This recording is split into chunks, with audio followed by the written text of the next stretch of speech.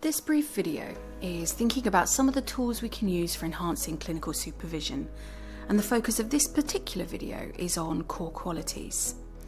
Core qualities comes from the core quadrant model by Daniel Ofman, and looks specifically at developing insight around the ways that we communicate, some of the ways that we behave, and offers a method for identifying and strengthening some of our positive characteristics, as well as thinking about how to balance out some of the ways in which they can be less positive.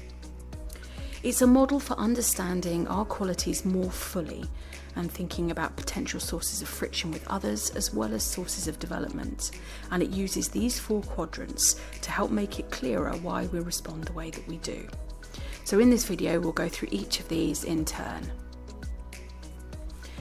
First, starting with the core quality. So this is something that may be so natural to us and we just experience it as our normal that we may not actually recognise it as a strength. But it's something that we're good at and we may well be complimented on. So if we were to ask ourselves if someone else, of other people, were to describe me, what are some of the first positive things that they would say about us? These are likely to be our core qualities. Because they're so normal to us, they may feel effortless and just ways that we would enjoy being.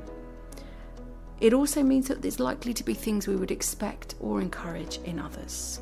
Some examples might be whether we're modest or innovative. We might be considering ourselves as caring or organised. And there's no real specification on the types of language that we need. Just thinking about what are those positive qualities that I possess. The next part of the model is thinking about how these core qualities might move to the next quadrant, which is called the pitfall. The pitfall is characterised as being too much of a good thing. So it's what happens when our core quality becomes exaggerated and actually might turn from being a strength into something less positive. It can have a negative effect on those around us, could be an obstacle for ourselves, and might in fact be what we can get criticised for. But because it's based on something that feels as though it's a natural core quality, it's something we would often tend to overlook in ourselves. So if we were a modest person, that taken to excess might be that we can become invisible. Or if we're innovative, that too much of that might be that we can behave in ways that seem chaotic. The next part of the model, so the next quadrant, is identifying the challenge. And this is the opposite of a pitfall, but in a positive way. So thinking about how it might provide balance to one of our skills, and is usually very strong when taken in combination with the core quality.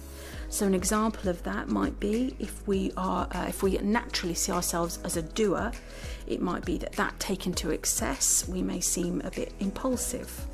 The natural way to balance that out might be to develop more reflective ways of being. It may often be thought about as something that we would admire in other people, or something that we're already aware of and what we want to develop in ourselves, but it perhaps doesn't feel quite as naturally present as the core quality does. The final quadrant in the model is labelled the allergy, and this is where the challenge is taken to excess. It's also thought of being in direct opposite to our core quality. It may be described as what we would struggle with in others or what we really wouldn't like to see in ourselves. So working that through then, perhaps let's take decisive as a core quality for a person. Too much decisiveness could be thought of as being pushy. The way to balance that out, so the challenge of that, might be to develop more open-mindedness. Open-mindedness in combination with decisiveness is quite powerful. But it's also worth thinking about, what is open-mindedness when there's too much of that? And it might be that could come across as wishy-washy. For a decisive person, wishy-washiness, and I'm aware it's a very technical term, might be something that you would really struggle with. So just being aware of where those tensions might exist. Taking another example, perhaps helpfulness. So if helpfulness is a core quality, when that is taken to excess or too much of that, it may be that we could be criticised for being over-involved. So that would be the pitfall. Thinking about how we bring that in, or balance that, maybe it's about being more boundaried. So the challenge might be about how we develop more boundaried approaches. being both helpful and boundaried may well be a strong combination to work with. But when boundaried gets taken too far, that could come across as being a bit distant. So for someone who is a helpful person with their core quality of helpfulness, seeing distant behaviour in others might be particularly difficult.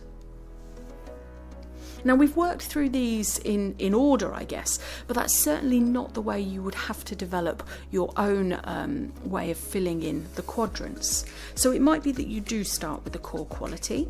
So that might be thinking about, if someone was to describe me in a positive way, what's one of the first things that they would say? And it certainly doesn't have to be just one. However, that's not always the easiest place for people to start. People might be more aware of their pitfalls. So what are the things that we can be criticised for? Might also focus first on the challenge. So what might be some of the qualities that I find I often admire in other people? Or what are the areas that I often try already to use as development areas and work on in myself? There's also scope to think about what might be the things that would go in that allergy box. So what are the things I really struggle with in other people? Or what would be the qualities I particularly wouldn't like to see in myself? So you go through and you fill it in using whatever language feels appropriate to you. Start wherever feels helpful to start, but then work your way around the 4 quadrants, filling each of those in. How then to use it?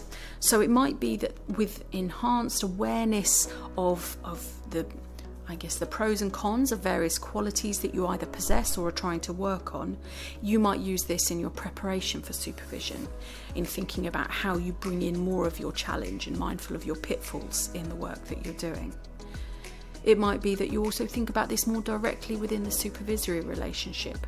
So just as you have your own core qualities, pitfalls, challenges and allergies, so too will your supervisor.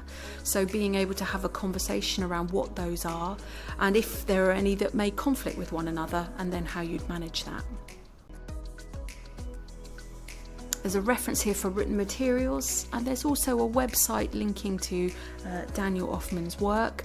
He has a couple of videos available on YouTube if you want to read up or listen about the model in more depth. I hope you find it helpful, and good luck.